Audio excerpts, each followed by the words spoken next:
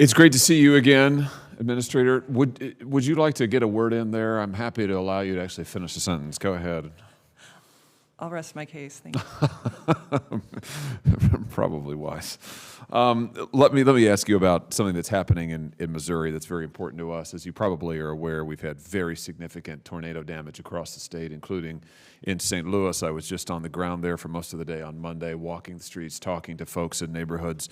The damage is very, very extensive. We're going to need help across the board, and I'm asking you because one of the most important services, I think, that SBA provides is disaster relief, often in the form of loans to businesses that have been affected by natural disasters. Can you just talk to us a little bit about the nature of those loans, of that program, and what, for instance, my constituents might be able to get help with?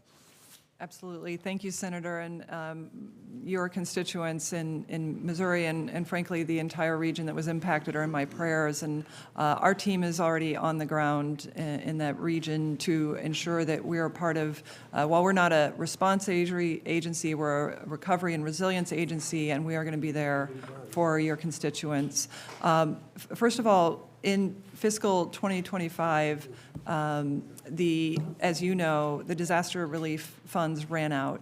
And it was a great surprise to Congress that this agency did not alert this committee or others that they were running out of disaster relief funds. Under my watch, that will never happen again. And right now, we are making sure of that by ensuring that we do fraud checks. We've already caught about $75 million in attempted fraud that should have gone to survivors of disasters.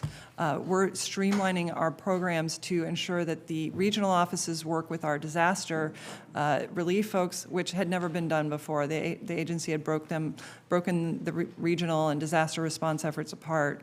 We're also looking at the first 100 days of President Trump's loan volume to ensure that that's being delivered quickly. For example, in California, we delivered $2 billion in relief within the first 100 days, already surpassing what was delivered in all of Biden's last year. So we are on top of it. We have 400 disaster assistance specialists in the field right now, servicing dozens of disasters across the country, and we will be right there alongside of you to ensure that your constituents are served. That's terrific to hear. I know that homeowners who are located in a declared disaster area are eligible to apply in many cases for SBA personal property loans, which I think go up to $40,000, and SBA real property loans, which can go up to $200,000.